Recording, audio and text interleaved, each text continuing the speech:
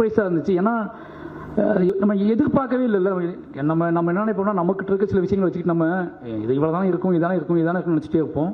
அவ்வளோ சர்ப்ரைஸாக இருந்துச்சு, லைவாக இருந்துச்சு. வெப் சீரிஸ் பார்த்துட்டு இருக்கோம் அப்படிங்கிற மைண்ட் செட்லாம் போய் ஒருத்தர் இவ்வளோ ஆழமாக இவ்வளோ விஷயங்களை யோசித்து இவ்வளோ மெனக்கிட்டு ஒரு பெரிய தோல்விக்கு அப்புறம் இவ்வளோ மெனக்கிட்டு இதை பண்ணியிருக்காரு அப்படிங்கும்போது பெரிய விஷயமா பார்க்கப்பட்டுச்சு.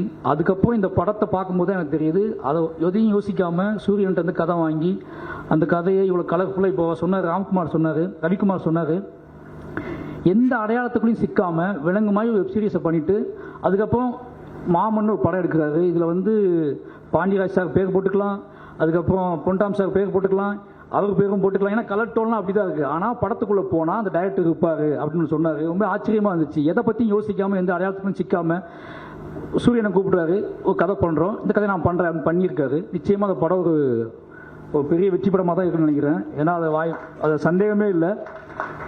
ஏன்னா ஒரு வெற்றி படத்துக்கு யாரெல்லாம் தேவையோ அவங்க எல்லாருமே இந்த படத்துக்குள்ள இருக்காங்க. யாரெல்லாம் தேவைன்னு நான் சொல்கிறது வந்து திறமையானவர்களுக்கு மட்டும் கிடையாது.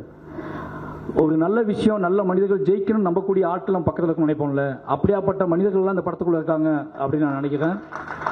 அதுக்கப்புறம் ஐஸ்வர்யா அவங்க ஃபர்ஸ்ட் மீட் யாரெல்லாம் ஞாபகம் இருக்குது, லண்டனில் பார்த்தேன்னு நினைக்கிறேன்.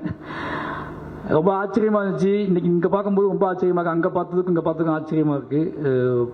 உண்மையாகவே சொல்கிறேன், நீங்கள் இப்போது சினிமாவை ஹேண்டில் நீங்கள் இந்த படத்தை நீங்கள் ஓகே பண்ண விதம் ஒன்று இருக்கும்ல, அது அந்த ப்ராசஸை நினச்சிக்கிறேன். அந்த ப்ராசஸில் நீங்கள் அடையிற நீங்கள் நம்புகிற விஷயம் நடக்கணும்னு நினைக்கிறேன். இந்த ப்ராசஸ் இப்போ நீங்கள் வச்சுருக்க ப்ராசஸ் மூலமாக சினிமாவுக்குள்ளே நீங்கள் அடையணுங்கிற இலக்கு சீக்கிரமாகவே அடையணும்னு நினைக்கிறேன். அதுக்கு வாழ்த்துக்கள்.